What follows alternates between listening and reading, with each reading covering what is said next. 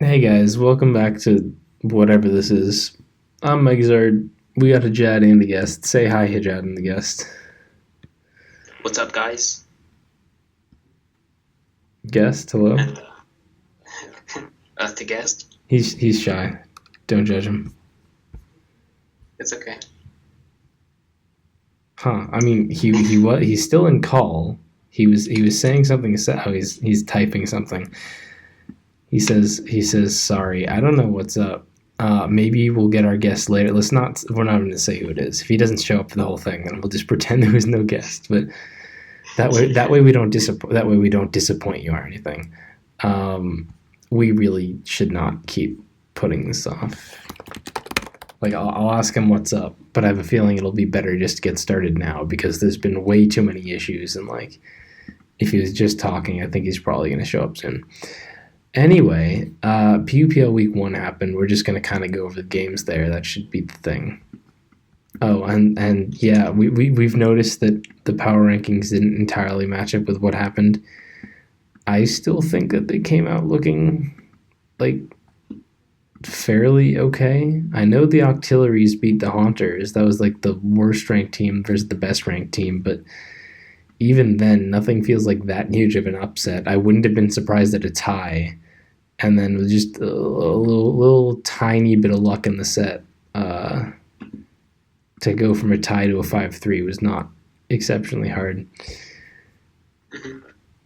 He said he should be okay to talk now. I don't know. Anyway, all right, we're just gonna keep running ahead. Yeah. Can you hear me? Yep, we got your back. Right. Say hi to the We have people. some life. No, not Yeah. not say hi to the You people. guys said like all the power rankings were pretty close, and we can definitely see it. Like You should tell Can- people who you are competitive. first. How are they gonna trust your opinion if they don't know who you are? Come on.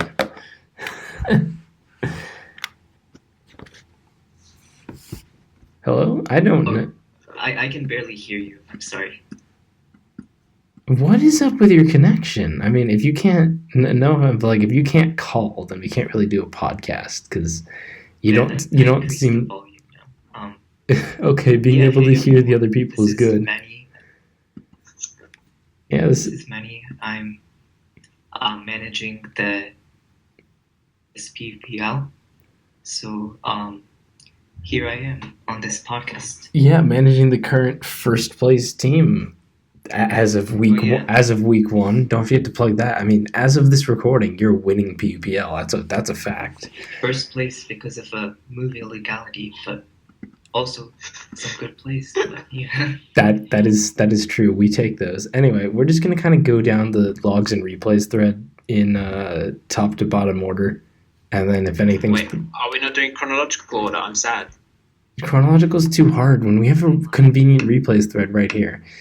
Anyway, like not all the games will be worth talking about, but like we'll just kind of run through the thing. Oh, I just noticed that the first game is Tasker versus Katut, which is probably the best game. Is like probably the best game of the week so far. Yeah, I'd probably say this is just as a general statement thing. This is probably one of those generational type games. Like you remember the Pearl versus Teddy game in like LTPL years ago. I think this somewhat comes close to rivaling that in terms of like a spectacle, and just based on like two really good players like having at it essentially. Like it was really good to watch. Yeah, I liked this game. It felt like a Dude did his thing with the validation. team building, bringing two like basically unusual mons and stage and throw. Like we didn't expect anything less than some kind of like innovation. Yeah, and it's weird because like Katut's thing is always bringing the weirder mons like the Simi Sage and the Throw, but for him those are like pretty reasonably Yes. used mon. Like he uses both of those fairly frequently. I wouldn't even like for us that's like whoa, those are some pretty weird mons, but for him I see an awful lot of Throw. Yeah, no, Yeah, I I wouldn't say even Simi Sage is that bad. Like Simi Sage is like a the next closest thing to Lillian, is it not? So Yeah, I no, mean, I if it think was, it's fine. I think it should get ranked the next update. I don't think it should have been ranked before. We had it nommed, I said no, but now I think it's fine in that, yeah, like, yeah, with Lilligant gone and Guzzlord here and Pom Pom and Slash staying really high, those relevant niches of like being able to hit those in a way Leafeon can't is just nice. yeah. But yeah, Given that's a Katut, grass type, but yeah, yeah, So I can't Katut really having think of his weird little Simisage throw, a defensive Caracosta team, but also spikes based. Even though he himself is kind of like weak to spikes and needs to defog, like a little bit of a weird setup. And then I do like throw plus spikes with the circle throw just phasing up the spikes damage. I mean, do he like tried to do that, that early games.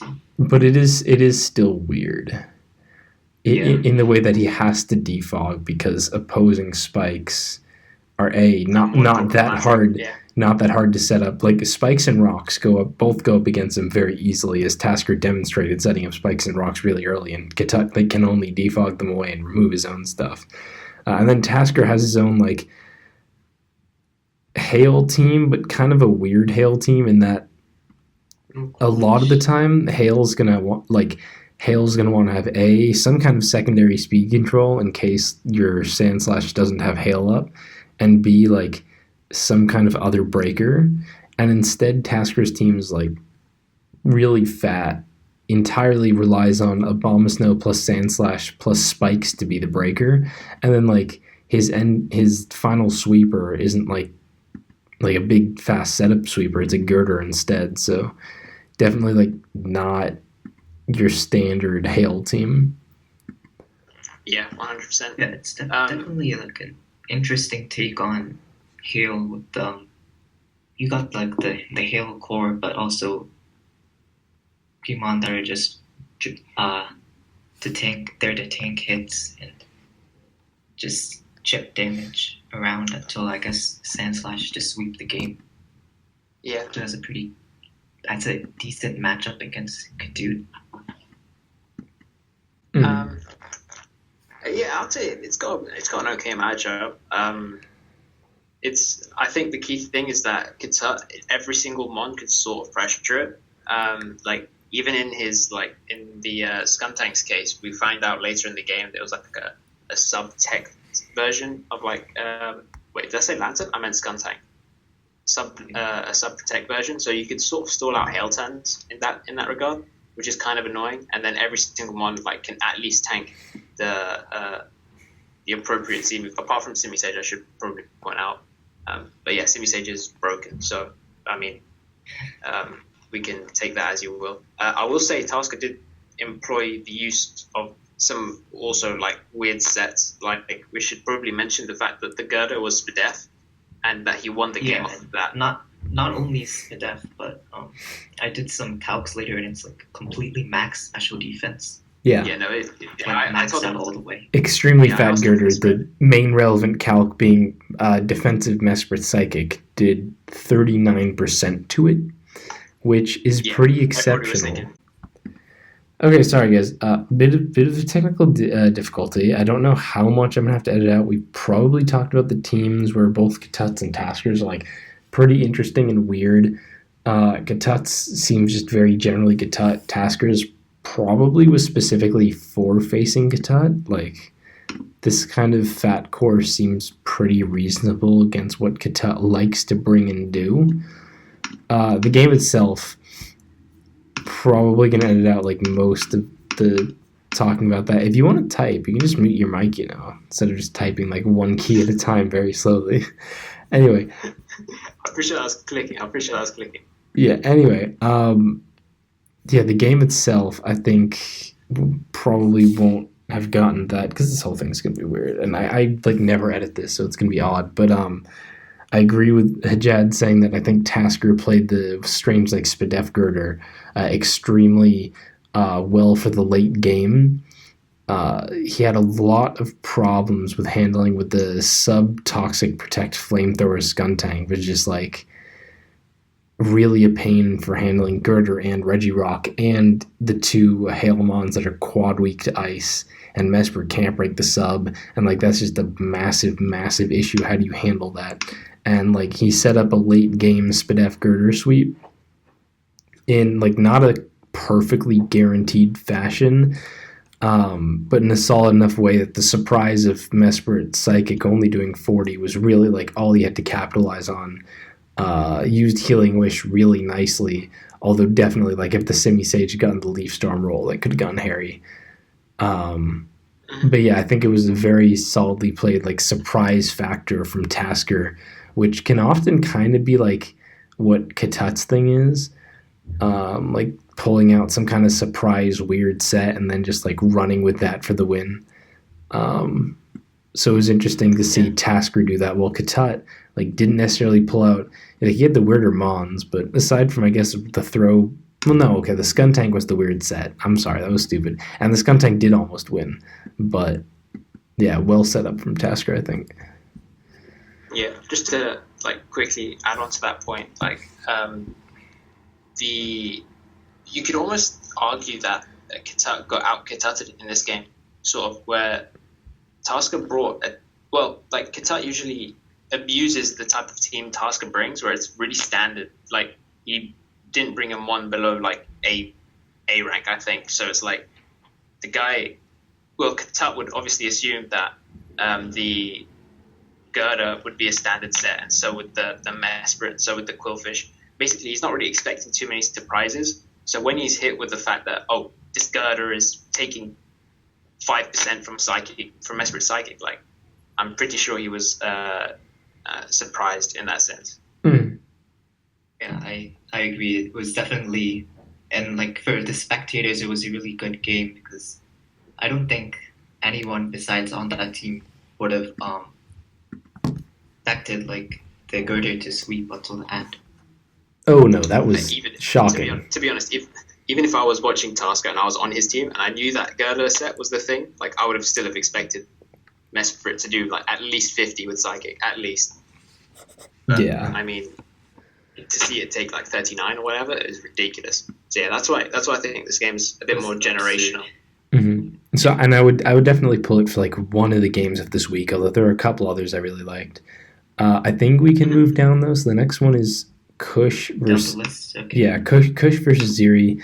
This is probably one of the ones I don't have a ton to say about. They both brought like relatively standard looking balance things. I think it was a good game. I have no complaints about like its quality or its interest or anything. But I don't know that there's a ton to talk about. Kush kind of like definitely had some issues dealing with an SDZ Absol, which just, is not the kind of mon that that most teams have to deal with. Definitely like not hyper prepared. But then he really got caught when Ziri revealed another weird tech in Seed Bomb on Scarf Primate, which I think is pretty reasonable for the fact that like Jellicent is actually starting to see a lot more usage. So I assume you drop Gunk Shot to fit Seed Bomb, and that was kind of the point where picking up Kushalos's Jellicent sealed the deal for a Ziri win. Yeah, I mean, I think the only relevant thing in this game was the SD Absol. So you can see sort of Guzzlord's impact on the meta has sort of already come into a bit of fruition, where people are starting to use a bit more like varied offensive threats. I think Absol is one of those which is a bit more popular now because of the ability to basically Oko Guzzlord from at any point with Mayroth. Mm-hmm. And I was pretty impressed with how aggressively Ziri played with the Absol, and that really breakthrough to the win. Yeah, I think I've definitely talked about Ziri not necessarily being the most consistent player in the past. Like, he had some really good runs and some meh runs, maybe a little colored by that because my series with him in circuit semifinals was like a huge wash. But I was really impressed by this one. I thought he brought cool techs. I mean, he played the end game solidly. It looked like it might have been a little questionable, but he had the Choppel Sand Slash that he kept healthy to take the hit from Primeape. I think this was a very well done game by Ziri, and doing that versus Kushalos is not a small feat. So yeah. Yep. Um, Yeah, I'd go with that. The next game is Jonago versus TJ. TJ just didn't play very well. TJ. Wait, I think I remember this game. Well, I hope you remember this game because TJ brought like the shit you hate. He brought like a Scyther.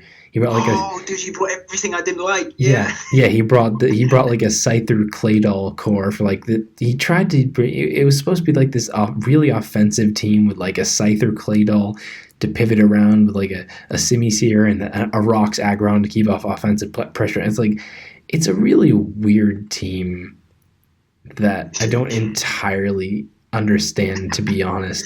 Whereas Jonago is the second person to bring sub Skuntank. And on the opposite team of Katut as well, so they weren't sharing anything. But Jonago also bringing like a sub-talk Skuntank, and then otherwise like a reasonably standard balanced team. Yeah, I would say the non-standard part is that Jonago doesn't have a natural fighting resist. So if TJ, for example, had a choice-banded Primeape or like a one along those lines, like a really powerful fighting type, Seed Bomb Primeape. Very hairy. Oh yeah, Seed Bomb Primeape actually makes a lot of sense as well. Yeah, if he brought one of those things, it could have got hairy for Jonago really quick. But I agree. But I get the desire to want to use Quagsire as a fighting resist. Overall, like the fighting matchup could be worse. Yeah, I will say though, I think TJ sort of set himself up to lose by using two incredibly weak to stealth rock Pokemon, and then giving himself essentially only a spinner. Like that's his only way of removal. And although it didn't come into play too much, it basically put too much pressure on the Claydol to do things. And then by the time it got up his rocks, like he had to stack so much to get it there at that point. Like the game wasn't very like clean as I would put it. I was just going to agree with the fighting resist part. I really don't like how Quagsire is a fighting resist because it just gets U-turned on by Primeape way too easily. Yeah, it's also not Rocky Helmet, so yeah, the U-turns are pretty free when it comes down to that type of stuff. I agree that it definitely could be a bit abusable, but at the same time, like Primeape, the big thing is nothing is fighting weak. Primeape doesn't necessarily like come in and directly threaten anything. Hitmonchan doesn't necessarily directly come and threaten anything. So obviously, if you run to like your banned Primeape or Hitmonchan, that's a problem. Like those are sets that you're kind of just gonna have major issues with. But like, there's always some random stuff. Those aren't super common, so I can at least feel the team. I don't hate it. It is weird in a couple of other respects too, but nothing like I think it was generally fine. I don't know that like Jonago didn't necessarily do anything crazy, but I think he played and brought like perfectly fine stuff. And then TJ just kind of just had a really weird team. He sacked his Aggron very early, trying to catch an Ice Beam from Jonago's Lantern, I assume. Like, I think he wanted Lantern to try to Ice Beam the Guzzlord or something, and then he went hard Aggron on Lantern, just got Hydro Pumped, and, like, yeah, it's a little weird to just hard Hydro when your opponent has a Guzzlord and a Jellicent, but on the other hand, if you can switch into both of them pretty safely, then... Yeah, my initial thoughts coming into the game, actually, was thinking that the Guzzlord was going to go ham, because I feel like Jonago's team, I've seen it before, so I think it's pre-Guzz meta. So when I looked at the Guzz resists, like his Guzz resist was essentially Lantern and then like pivoting into something that can actually hit Guzzlord, or like Lantern and then pivoting into basically sacking Lantern to the Guzz. And after that, he basically sacks him on every time as well. So that's how I expected TJ to come out and try and pressure, but then I realized that his set was physical, wasn't it? It was like knockoff Deep Claw. Yeah, so, he was using knockoff and Dragon Claw, so that definitely hurt his prospects. Yeah, 100%. Apart from that, I wasn't expecting Simisear to do anything because there's a Lantern there. So as long as Jonago played the Lantern well enough, like you would have been fine versus that. And Scyther is a rubbish mon, so it has zero threat Yeah. whatsoever. I think we've been over like the basic. Scyther actually has a pretty decent matchup here, all things considered. I mean, It's an it's awful matchup here. What it's the- passable. I think Ajad is looking at like all the things it can't do. It's passable. Ajad, like it can U-turn and stay as the primary like ape check, which it kind of like needs to do. The problem is it doesn't really like the momentum generated is nice, but the damage dealt isn't that much.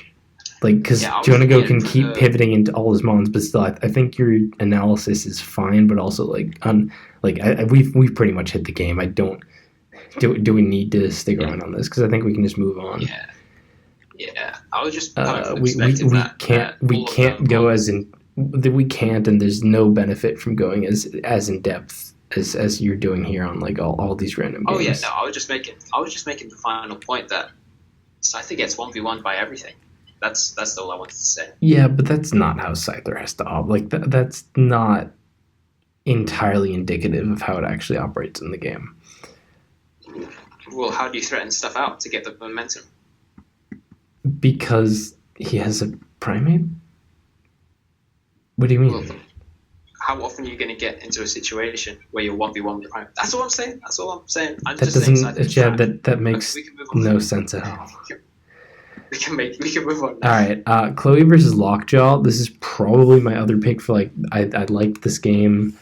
Chloe also might have brought my favorite team of the week as just like this weird thing that uses like a kind of odd core and a relatively like innovative set that still ends up looking like pretty cool and workable and ends up also winning, which is definitely a plus. The set in question being Chloe's it was Stealth Rock, Continental Crush, Caracosta. Like most of the time your offense, if you want a rocker that keeps up offense, it's gonna be like maybe like a Pursuit Metang, but more likely it's probably gonna be an Aggron. But in this case, it was Shell Smash Z-Move Caracosta that also carried Stealth Rock. And I thought that was pretty dope. And it did exactly what it was meant to do in this game with luring in Shinotic on the rocks and then just bopping it with Continental Crush for the kill at 89%, which is pretty impressive. I feel I like also really like that yeah, set. Chloe's team. Yeah, Chloe's team is actually quite well built from. Well, that's what I thought when I was going into the game because it has the same issue in quotation marks that Jonago's team has, where it has no natural fighting resist, but it has a Tangela, so yeah, that's fine. We all knew it was going to be Rock's Caracosta based on the matchup because there's no other rocker. Yeah, there's no other rocker there, so I'm pretty sure Lockjaw would have spotted that and he would have noted that, but I think he might have noted that it might have been a defensive Caracosta. That's usually what happens when they run Stealth Rock, is that they usually go defensive. So Hey, when Jed. he got into the scenario, He would have definitely expected it. Yeah. Hey, Jed, can I cut you off real quick? I should set a choice for you right now. You can either keep going as lengthily in depth as you want to on all the replays, and we'll be here for another hour and a half for a 2-hour podcast, or we can shorten them to like only like the important, like very specific, most interesting bits, or we can just skip like half to 75% of the replays. Your call, but we got to do one of those. I know it's not your fault. We didn't discuss like how we're gonna do it beforehand, but with how extremely lengthy you're going on, like even small details that have already been half covered, like something has to give. So yeah, fine. We'll just go quickly through them, I guess. But yeah, just the basically Lockjaw expected the defensive set, so when he harded Shinotic and then got bopped, he lost. Yeah, that's what I already said with the Costa doing the job of luring the Shinotic. And yeah, I think that was really well done by Chloe. Also, just for a team that like kind of definitely wanted rocks off, Chloe played the spin Hitmonchan really well and just staying in on the toxic Metang, keeping rocks off, trading the Hitmonchan, just well done. Overall, played a pretty solid trade game, got the lure, and Lockjaw couldn't really keep up with the surprises dropped on him. Pretty flawless Dodrio sweep at the end. The Dodrio didn't sweep at the end. Oh, wait. Chloe got a kill with the Dodrio. No, Chloe got 2 kills with Caracasa, and then Dodrio got the very last kill. But yeah. Anyway, the last game, the one that no one expected to happen, Tondas versus Sam IM. This one, I think, even if you wanted to, we couldn't go very long on it. They both brought like pretty standard-looking teams. Tondas led with a Combine Mesprit that ended up getting extremely lucky and picked up 2 kills, like where it really should not have. And then Tondas kind of dithered around and did nothing until Sam won anyway, somehow. Yeah, I was pretty surprised at how quickly Sam turned around that serious disadvantage, but like very good at choosing the right plays and all. Yeah. Yeah. Sam played it right, and I just don't think Tondas played a very good game here. And it really didn't help that Sam also had the Spadef Girder surprise, and Tondas is like getting 2 kills with the Mesprit. Like that Mesprit was his main Girder check, and after that it was a Dodrio and an Aurorus, I guess. Like the Aurorus blizzarded the Girder. Oh yeah, there's a Quagsire. Weird. I just went through the replay. Girder still did a lot of work, despite the Quagsire being right there. It got the kill on the Skuntank, and it pivoted. Because he doesn't really have a Guzzlord check. He doesn't, like, basically Girder drain punches, Quagsire comes in, and then Guzzlord wins. Yeah. Like, there needed to be some more offensive play, but Tondas, like, immediately kind of let the Metang and then the Skuntank die. So then his Mesprit gets to take kills, and I don't know. I don't think it was played very well at all. Yeah, I feel like Sam out-efficiented Tondas, if that's a word. That's like he just played the end game much like cleaner, much more like precise. Yeah. Yeah, he definitely planned out the end game. Okay, Pearl versus Lord ST then. This was fun. This was a game I was really looking forward to, and then they both brought Rotom Frost, which started off really fun. Pearl had like a weird, they both had weird, very offensive Rotom Frost teams with Spikes plus Hitmonchan. No, it was like a spinner instead of a defogger. Lord ST opted to go like slightly fatter with Mudsdale for rocks and Scarf Mesprit and then a Victory Bell Wall Breaker, and Pearl decided to go like also about as fat with Golurk as a stronger rocker, but Guzzlord is a fatter offensive mon. Like really, really similar builds there is basically the point I was trying to get at.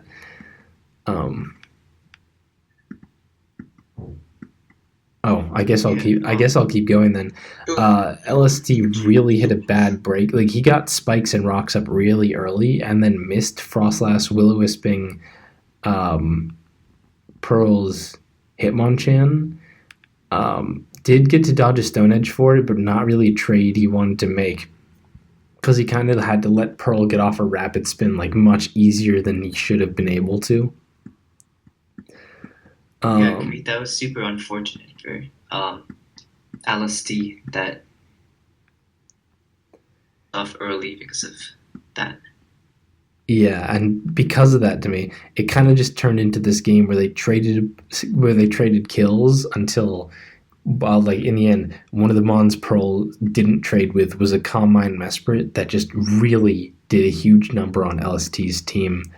Combine Mesprit, I think this is the second game it did a huge amount of work in a row. I think it's really good in the meta at the moment, because sometimes we run into teams like LST's where they just happen to really not be able to hit opposing Mesprit very well. Like LST had a specially attacking Rotom, a Mudsdale, a Hitmonchan, a Victory Bell, and his own Mesprit that was Combine Psyche MZ, which can't do that much to a +1 Mesprit. So yeah, I feel like LSD's team was, I think, a bit too weak to Mesprit to not run like at least like a pivot Mesprit set, or like a Therium Z, or like a Shadow Ball Mesprit, like, something to hit other opposing Mesprits, but to run like Shattered Psych seemed a bit off to me. I don't think that was the correct like team choice at that point. But yeah, apart from that, I feel like PUPL capitalized on early momentum and then just sort of took it out of control. Okay, go ahead. Oh, sorry. So when we were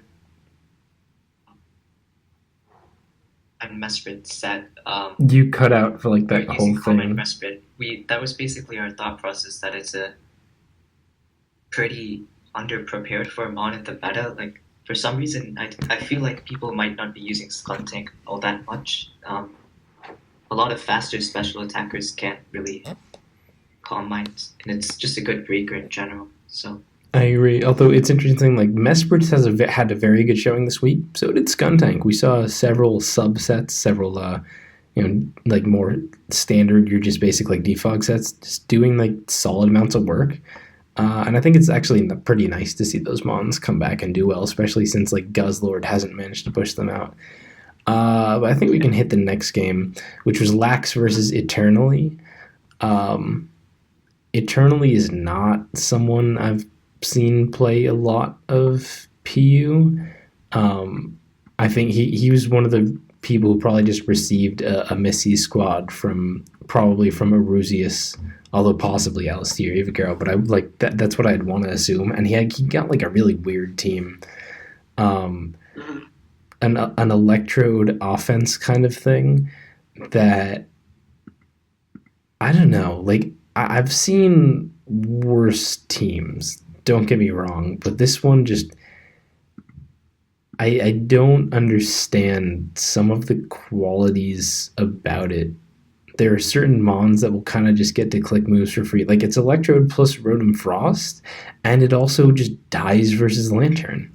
Like you're gonna run those two Mons, you got no Pursuit, you got mostly like other Mons. Like you have a Swanna too. This team really just gets bodied by Lantern and Electros, just as an example. Yeah, it's definitely an odd team, and some of the sets are definitely like lure sets as well. As we see in the game, the Swanna was banned Aqua Jet. I think it was choice banned. Yeah, banded Swanna and Grass Knot Mesprit. Oh, Eternally said, I told you Keo was making heat, so Keo might have built this too. I know Keo loves Electrode as a Mon, so. Yeah, I think it'd probably be Keo. Yeah. But yeah, like the team was weird and just didn't end up like doing that much. Like the game came down kind of close, but I feel like even though the Mon count was eventually like a close looking 1-0, it seemed like Lax basically had the control through the entire game.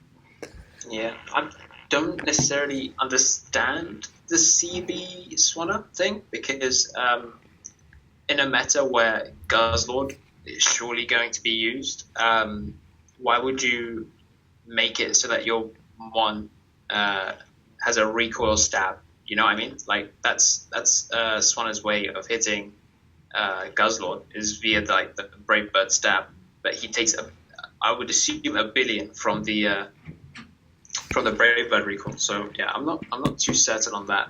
Maybe it was to hit the Lantern, but yeah, apart from that, the team is apocalyptically weak to Lantern. Or Electros hitting that for Rotom or something. Okay, here's a quick stat. Okay, a banded Swanna versus just max HP, 0 defense Guzzlord does 57 to 67% and takes 42 to 49 in recoil. Oh my god! Yeah, it takes 42. It takes 42% minimum from recoil. That means versus like your standard, not even max HP Guzzlord, 2 Brave Birds after rocks kill you, even if you don't take a hit. That's crazy. Holy Basically, shit. What I'm getting for this is, Guzz, you switch it into Kangaskhan and it dies. I wouldn't recommend that. Although, yeah, you can probably do that, honestly. Like, I think, to be honest, I would like to see more Guzz, like, run like a an assault vest with like defensive investment type of thing, because I feel like all the special attackers that can hit it anyway are running coverage for it for the most part. So like you're going to be a special meta check, but you can also like be annoying to physical attackers. So like if you like invest like I think like the right amount is probably like 120 or 150, somewhere around that like ballpark. You invest that much in like defense, you can start tanking like a lot of hits, like as you said, I can see that. Anyway, moving on. TSR versus Gondra. This is definitely one of the games that we're definitely kind of running over. I don't think there's a ton to go over here. I think this was fun teams from both. TSR might have built. I'm going to assume. Well, actually, no. Gondra might have built. I don't know if either of them built. I thought they were fun teams. I thought it was pretty reasonably played from both sides.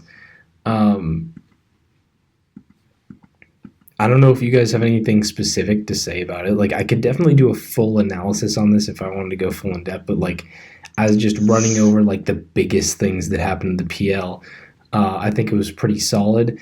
Gondra set up a late game Caracosta sweep very well. Didn't even have to smash, just like that pressure of having this Mon in the back. Caracosta was just really good versus TSR.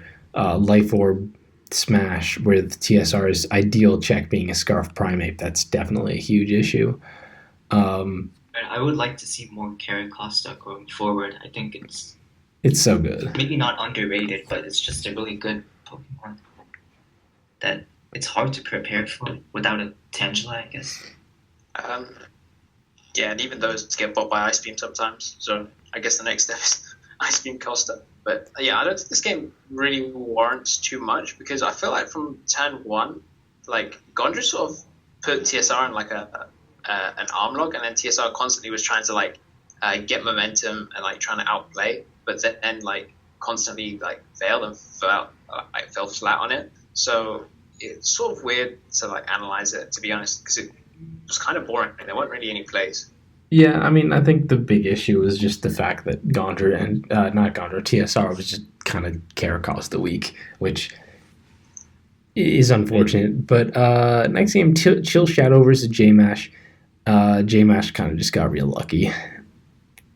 Yeah, there's not much to analyze here. All right, moving on. It's a bit messy. J-Mash got lucky. Moving on. Ryza versus Yogi. This one was going to be fun. And No, it wasn't. It wasn't. Okay, so Yogi brings Avalanche, Destiny Bond, Frostlash, which I give him huge props for. I do love that set. I always love those kind of Destiny Bond ones. Also brought, I believe it was a banned Kabutops, also a Manectric. That's fun. Also, Specs Glaradrampa, which ended up winning him the game because he got a full para on the Combine Clefairy the turn he glared it. And then wait, what? Yogi didn't win this game. Yogi got spanked. Or not winning in the game, but like prolonging, like giving him a chance in the game because it got the full para. Sorry. Oh yeah. Like Yogi brought like the dumb set that I hate, and he loses all the credit for bringing the banned Kabu and Avalanche Destiny Bond Frostlash, which I love, and he did Glare Drampa shit, and I'm getting lucky for it. But yeah, this was weird. Yogi was just not prepared. He had a bad matchup, but like it was also just a really silly team that should have had a bad matchup for like anything.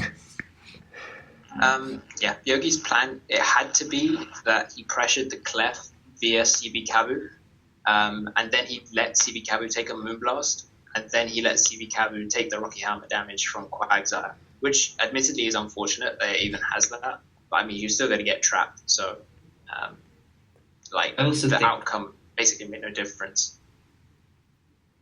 Yeah, I also think the Poliwrath was kind of his downfall. As you can see, it's not really a good revenge killer with 70 special attack, and hurt his preparations against Pom Pom, Combine Pom Pom, with the Kabutops not actually being the Scarf user. Yeah, Scarf Dodrio was real good versus Yogi. Calmine Pom Pom was real good. Calmine Clefairy was real good. Just like he got up 3 spikes at the very start of the game, and it didn't even matter. It didn't even matter. It did not matter at all. Like that's kind of the level of I don't know what Yogi brought, but it just should not have been brought. I don't think. Yeah, I mean, Finch versus Robert Alphonse. Yep. Did we really have more to say? I don't think so. not really. Robert brought a fun team. He brought Floatzel and Marowak, and this is again like there's some stuff I think is fun here. Don't get me wrong, but I have no faith in Floatzel in this current meta. I think Marowak's barely passable. He also brought a sub-split Haunter, so like definitely messing around with some weird stuff. I think trying to catch Finch off guard. Also a T-Wave, Silvally Fairy, that kind of stuff. And Finch kind of rolled up with a very standard team. Oh yeah, Iapapa Sandslash too. I forgot about that one. Finch kind of rolls up with a very standard, solid, balanced team that uses Guzzlord and Spikes to wall break and Lycanroc to clean up. Kind of just played fine and did the thing, you know. Yeah, I mean, yeah, this is like the other side to Jank, I guess. Like sometimes you just win and sometimes you just lose. Even though Robert Alphonse did nothing wrong that game, I don't think. He just really didn't have enough solid tanky mons on his team to basically beat Finch and Neuter, no matter like how aggressively he could possibly play. And same as what was it? I think it was Lax versus Eternally. I said this. It came down to like a close 1-0 where Finch won with his last mon on 30%. But like, I don't think that represents the level of Finch. Kind of just had control and wasn't. Yeah, Finch was taking no risks. Like, Finch doesn't take risks. So if he meant that like he lived on 1% to win the game versus like having 3 mons left, like he'd always take the more efficient route. So yeah. Tricking versus Rob Jr. Tricking brought the Dundee's hail. I still call it like a semi-stall because that's really where I see it, but whatever. I don't know why. I'm a bit confused about that choice, but like, there's good builders on the team. Yeah, I can let you into that a little bit because Tricking's my player, obviously. But yeah, he basically felt really confident with Dundee's Hail versus Rob Jr. in general. So yeah, and also looking at the matchups that he had in Seeded Tour, I think it was Seeded. No, it wasn't Seeded Tour. It was Ladder Tour. That's what it was. Dundee's Hail had a ridiculously solid matchup versus all those things, and plus I think it was kind of early in the week. It was like Wednesday or something, so we didn't really have like proper like CTs built out anyway. So yes, Tricking brought this. I think my analysis of the game is sort of that it was sort of a 50-50 matchup, and then Tricking sacked his ice Pokemon. So he didn't really have an offensive outlet, and then he lost the game. So yeah, I don't think Tricking played well at all. Yeah, to be fair, this could have been a passable matchup. Hail looks like not amazing, but not bad by any means. Rob Jr.'s ice resists not being like super solid. But the flip side is that Tricking also had a pre-Guzzlord team, and this Guzzlord happened to be like a physical Z move set with heavy slammed at the clef. Like definitely not, the kind of set that you'd expect, and definitely the kind that makes it show off as like problematically pre-Guzzlord. And once he kind of sacked the Hailmons, it was through.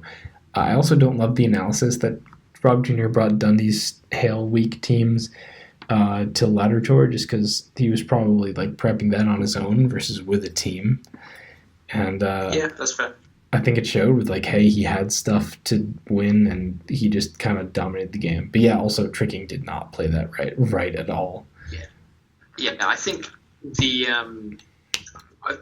I think that it would be more fair to sort of apportion blame on. Yeah, I didn't want to blame Tricking fully for the like matchup, but I feel like the game was played. Yeah, we know. Let's come on. We're gonna keep moving. We gotta keep moving. There's still plenty of stuff to get through. Yeah, That's We already said this. Let's go. Rexus versus FLCL. This was also a game I was really looking forward to. I don't remember who I talked to, but I talked to someone about FLCL not really feeling very comfortable with the team they brought, and I wouldn't be surprised because this was very like uncharacteristic. Like FLCL is known to be like dominating the low tiers and just tournaments in general, like being a really strong player. He kind of never picked up good momentum, made a bunch of really questionable plays, and just like I don't know, it wasn't a well played game, and he kind of just got waxed. Also, that's 2 on our Marowak count since FLCL brought Marowak. Simi Sage was like the best thing FLCL had in the matchup, but he kept using Primeape as a revenge killer, even though Rexus had a Quagsire and a Mesprit. So that was really weird. He didn't have a good Rotom Frost check and needed to play Rizdet offensively, but didn't. Like, nothing went his way, and yeah, it was bad. Yeah, I mean, I was very happy when I saw Rexus won because I think I was out. But the matchup or the team that he brought was whack, and I think Robert Alphonse will know that and will try and make a more standard, bulkier team. I assume, like for FLCL this week. Yeah, okay. Let's just throw it into Jerry versus Raichi. Sorry, Manny, but I think that kind of covers it. Not a ton to say. Yeah, no. Basically, Raichi got waxed by the Westbrook. That's all that really matters. Yeah, Raichi went Aggron on... Raichi switched Aggron, like switched Hitmonchan into Aggron to check Jerry's Mesprit, gets O-Code by HB Ground. Then he switches Guzzlord into the Mesprit, gets O-Code by Dazzling Gleam. Because, it turned out his Mesprit check was supposed to be his own Gleam Mesprit or something. Like, he got absolutely waxed by the Mesprit. What are you getting? Yeah. Bring a different team. Dazzling Gleam actually one-hit Guzzlord. Yeah, it was E-Belt. So that's where the damage output gets a bit better. It's an E-Belt Mesprit with 4 attacks. That's pretty cool. I like E-Belt 4 attacks Mesprit. I enjoy the set. That's 2 in a row on. I'm not sure if Robert Alphonse got his players the appropriate teams. It is still week 1, early days though, so I think he'll be able to bounce back on it. I believe this is right. I mean, Robert Alphonse, as the manager, is still responsible for better stuff. I mean, that should happen. Last SM game finally, Charmflash versus Blue YM. Charmflash brought Double Dog, which, hey, Double Dog. And Blue YM brought like this weird fat spikes balance that is just the kind of like fat spike, like odd shit, I guess. But I think he had a pretty good matchup here. And Blue YM here had like a ridiculously good matchup. I would say that mainly the problem with the Double Dog team is that when it lost momentum to Quagsire, you just couldn't recover it without losing a Pokemon, especially in this matchup where there was like another Guzzlord and stuff. Like, Charm had to outplay 100% of the time to have like a 2% chance. You know what I mean? Mm-hmm. And it didn't help that the Double Dog wasn't Stoutland setting up for a Lycanroc sweep, which like might have possibly gone okay if he could pressure Mudstale better, which he totally couldn't. He didn't pressure Mudstale well at all. But like the Lycanroc was rocks. It was Stoutland setting up for like a nothing sweep. There was no cleaner here. It was just kind of like Double Dog, but nothing's cleaning. Yeah. It was a set that we used in exhibition, was it? It was offensive Z-move rocks. Like, I don't get it. SD rocks. I don't like these teams from. Well, in this case, no. This was the team that Charmflash on your team brought. That wasn't on Robert Alphonse. I did not like Charmflash's team.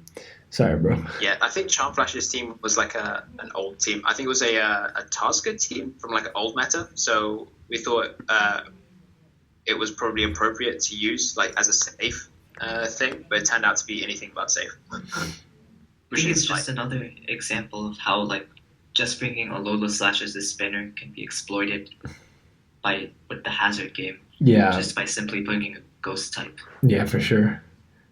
When the ghost type is also the biggest spiker, like that's not a hard proposition at all. So yeah, we can move on to the old gens now. ORSP, I think we'll probably go even faster on these because most of the listeners are probably a little less interested. But I liked the ORS games at least. Like I still enjoy looking at ORS from time to time. Ramelin versus Rodri. I think Ramelin kind of looked a little crusty in that game, to be honest. Like there were some really questionable things. Because overall the game, like the whole start of the game looked like Ramelin pressuring Rodri with a sub-leech disable Gorgeist small, which like forced Rodri to switch over and over and over, like turns and turns and turns. But Rodri had a curse muck, like a rest curse muck that basically tanked all the damage. And there was like no real lasting effects done because it was literally 27 turns of Ramelin forcing a bunch of switches. He never even set up rocks during that entire setup. Like the chip wasn't there. And like it really, really weird. And when he finally did set up rocks, Rodri was like, okay, I'll just force out the Gorgeist with the muck once and for all. And from there, he just kind of kept like playing very solidly, shutting down Ramelin. Like really good stuff to Rodri because it definitely wasn't easy. But I think he just played his game much more solidly and kept a very scary team from Ramelin in check with all these weird things like your sub Gorgeist and your bulk and your Crow Ursaring can be really scary, and a Combuskin as a potential late game sweeper, and all that was just really effectively checked to the point where Ramelin never really got much going. Rodri's team was pretty much. All right, well, sometimes it just be like that. It'd be like that sometimes. Oh yeah, I just wanted to say like Rodri is like that's like a game that you accustomed to, like Rodri, like just super solid, like no risks, win the game. That's it. Yeah. Pretty much what I was gonna say. So. All right, so if I took that over, you guys can do Shane Gould versus Gasquake. Gasquake played really well this game. To be honest, I was quite happy with how uncrusty, like if that's like a term to use, he was in this one. So I had some input on the team here. Me and Tap were. Manny is Gasquake's manager, for the record, not Shane Gould's. Yeah. So we knew that like Shane Gould often likes to use similar sorts of hyper offensive builds. So we were keeping that in mind, building with Monferno with its Mach Punch, because like this game for example didn't have much Monferno checks, and like Poniard, just a really basic solid team that would be able to outplay any sort of like hyper offense cheese. Yeah, I think more so than the team itself coming in, I feel like Shane kind of shot himself in the foot with his own team. Like I felt like his team was a bit just all over the place. Like his like Psychic Resist Kadabra is like not a thing. Like you cannot rock up to a game with Psychic Resist Kadabra. Like that and the lack of Monferno check, and then I think it was more Shane shooting himself in the foot than like him getting like amazed by the other team more so.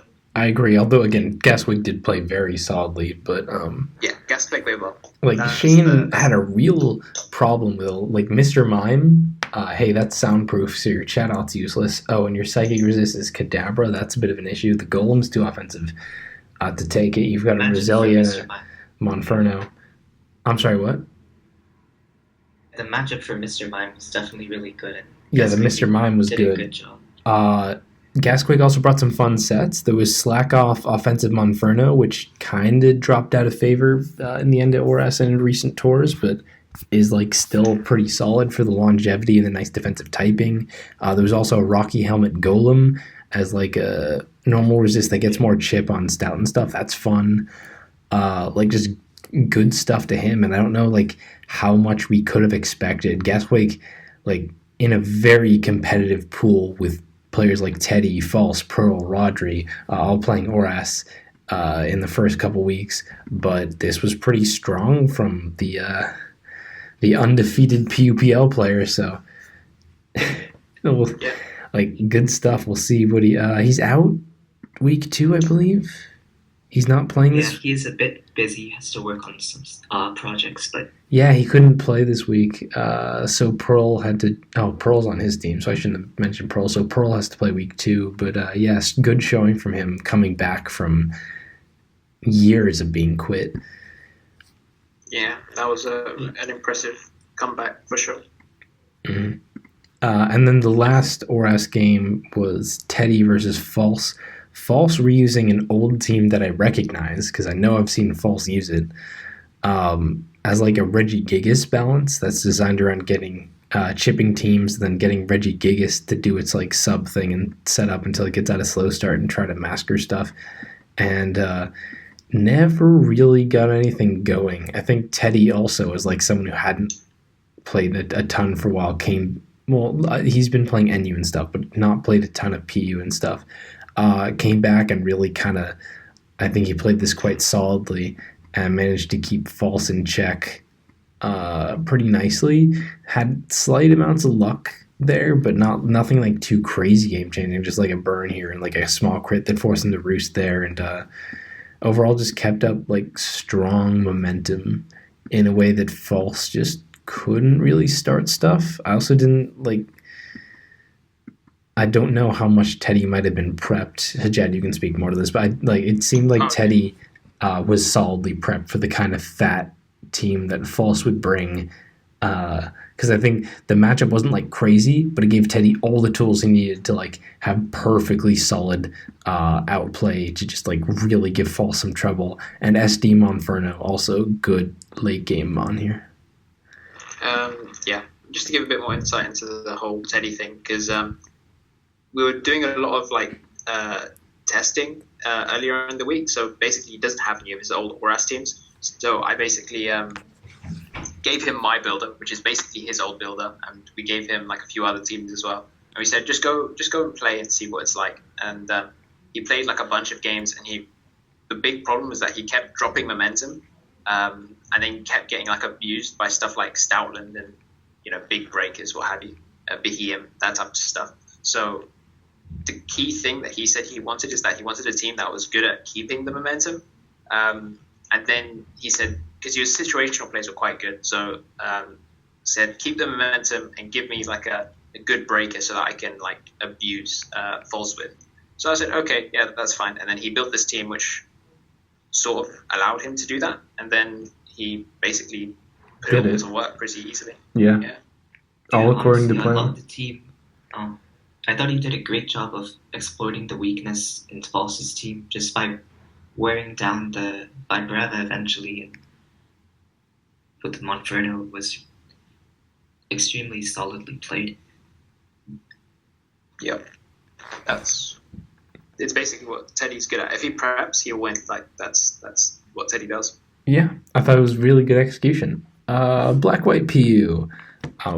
First game on this list. Let's see. Drud versus King Why Not. This one was funny because King Why Not just kind of brought Sun, which didn't look like it should have been amazing considering Drud had like the chlorophyll jump pluff and he had a muck and he had a clang.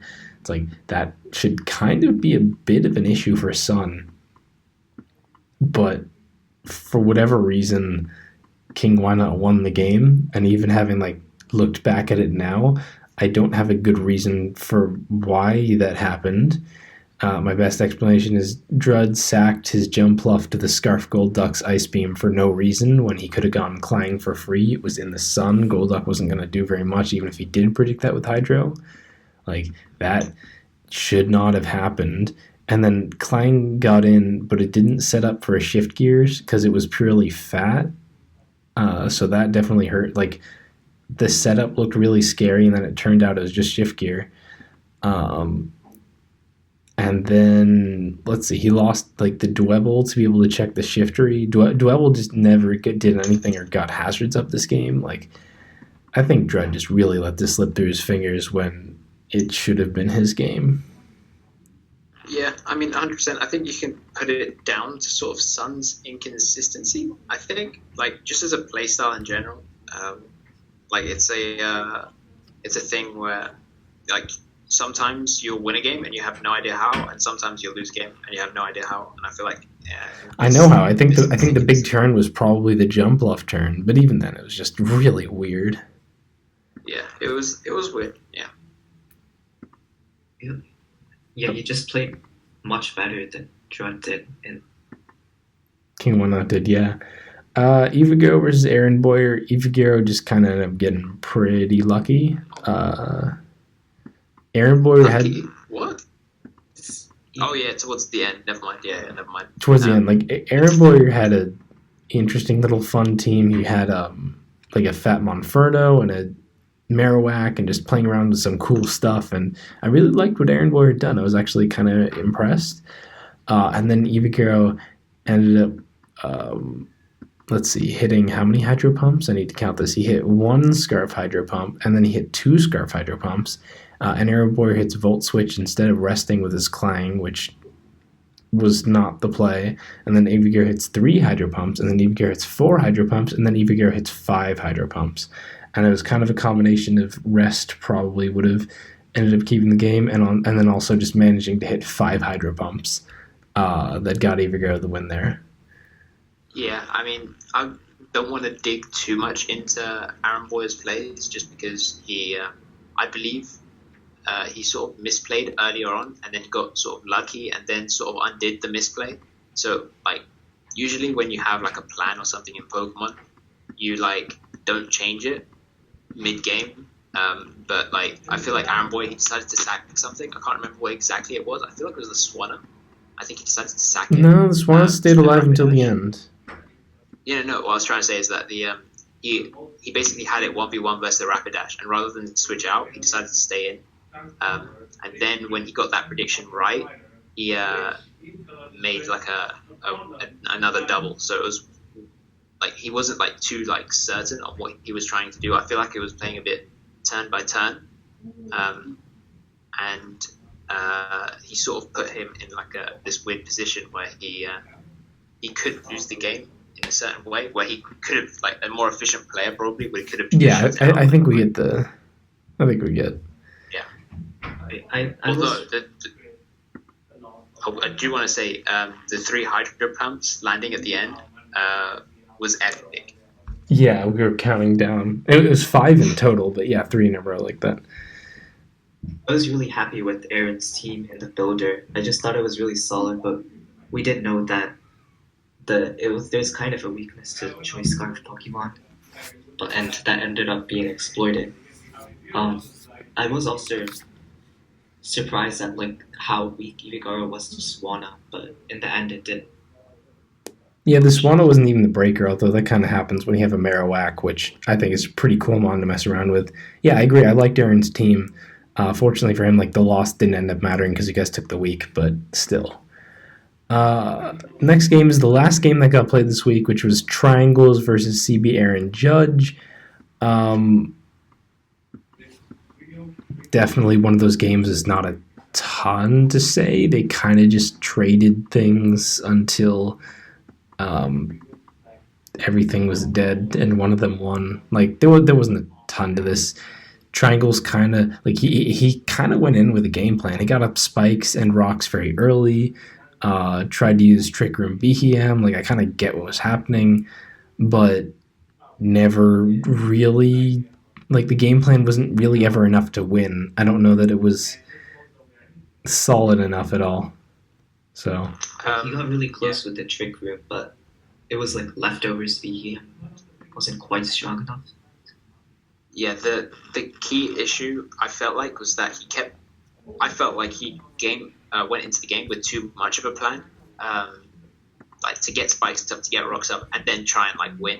Whereas I felt like a more efficient way of going about things is like, especially with the team that I passed him, would be to naturally accumulate your spikes and rocks just by switching in and out of your threats. So, for example, turn 1, he sacked he almost sacked Maractus. Whereas, he could have easily just gone to Behem on that turn. So, like, I feel like if he had made the safer play more often, he could have just won the game by hazards, essentially, by just winning by hazards. But, that's not how it works sometimes. For sure. So I think we can hit DPP even quicker, probably, because none of us are, like, relatively as huge on DPP at all. First game would have been Chris versus General Annoyance, looking to be a bit of a highlight. I couldn't necessarily speak. I'm sorry, guys. I'm recording in what's supposed to be a quiet space, and some people, I have no guarantees on that because some people are terrible. I don't hear it. You don't hear it? Okay, good. Hopefully no one else does. Chris kind of... Someone was saying Chris got lucky, and I couldn't even tell where. It kind of just seemed like his late game Sneasel was really good versus General Annoyance, who had like one Polyrath and then mostly things that didn't do very well against Sneasel. I wish I could do more analysis, but look to a DPP player. Like, I don't know if you guys have more on it. They both brought very standard teams that played pretty well. I just think Chris kept up the momentum better, just carried it. Yeah, I mean, I've been playing a bit more DPP to help out with Durza, but I mean, yeah, I'm not gonna say that I know anything about it, to be honest. Mm-hmm. Banks vs. Realistic Waters was kind of the game of like random people who needed to get onto DPP. Pretty interesting overall to see what they did, but didn't matter because Banks brought an illegal Pokemon because he just didn't check his shit. This time it wasn't even like a whole movie illegality thing like the speed boost combustion or whatever. This was just literally you brought a mon that no one has ever pretended is legal. It's not on any list. You just fucked up. So that happened. And then Durza versus Haysup. Haysup definitely was looking like he was supposed to be the favorite for this. But Durza ended up... I mean, I couldn't necessarily say why it went so well for him because my thing is I don't really know how DPP game plans are supposed to be structured. But it looked to me like Haysup kind of wanted to have a late game sweep with Blossom that could have gone reasonably well if he had managed to kind of handle the Rapidash with Sleep Powder. And that's just not always going to be super reliable. Like, Haysup's Blossom won except for the Rapidash, and you need to sleep the Rapidash and then get out to the Monferno or get out to the Metang and kill it, or like do something. But the Rapidash just woke up turn one both times, and that never worked. And, it's not super reliable. Sleep Powder is an unreliable move like that, so it's not like crazy lucky or anything. It's just I think that like the game plan was fraught with luck. I think the thing with like the lack of team preview is kind of tricky for Haysup because he didn't know that he would have to preserve Wartortle and Monferno in order to pitch his Rapidash at the end. So, Durza definitely played like a really solid game. Played really well. The offensive set got a lot of kills. Yeah. Just to speak on that a little bit, basically, since we didn't have Mile this week, who was originally supposed to be our DPP slot, we went with Durza, who we also knew could play DPP very well. So the support structure was like me, Jari, and Pursuit of Herbini to like try and get him to prepare and play well. So we played a lot of test games, and we basically said, as long as we have like every mon isn't useless versus Haysup, you'll end up winning the game just by virtue of like Haysup. He likes hazards and likes spin blocker. He didn't bring that, but he brought some sort of similar offense to what we'd been sort of expecting. So that's where the offensive Pelipper came along. It was originally agility, but we changed it. The offensive Pelipper came in really nice, and then. Like I do think this was really kind of a game plan thing where, like you said, if all your mons aren't useless and like all pitches mons pitched in, excuse the pun, quite nicely, and again, like it could have gone Haysup's way, but trying to Sleep Powder and pivot out is always like this definitely could have been a bit of a coin flip, but pitches ended up taking it, and that's what we got on week one. So we had Auxiliaries Alright. beating the Haunters, close 5-3. Just kind of like not the showing Haunters wanted, where their SM went 1-4. Uh, like Tasker and Ziri both played really well, but TJ and Lockjaw also did not put up especially amazing fights versus Chloe and Jonago and Chloe respectively. Jonago versus TJ probably being the biggest upset of this week is like probably shouldn't have happened, and you only lost by a 1 game margin, so that kind of sucks. Kingler versus Mischievous. Kingler's win 6-2. Would have been 5-3, but Banks's win was turned into a loss because he brought an illegal Mon. She Missy's need some just kind of need to get it together. Like again, at their SM went 1-4. I didn't love we did not love some of the builds they brought. Just like the Yogi build, the Eternally build. Just again, I think if they tighten it up, both teams can do a lot better. And same for the last set. Deden's close 5-3 over Victory Bells. This time it was closer. They managed to take 2. They went 3-2 in the SM. Just not quite able to tighten it up. And again, like the games that they lost, I really feel like the FLCL, he didn't really know his build. Raichi, build issues, and just like close, and they could definitely tighten it up. So nothing too dominant or crazy, and nobody's too far behind as we go into week 2. Yeah, that's basically what's happening. And with that, we're just going to kick it over briefly to our final segment of Hijad's Gimmick Corner.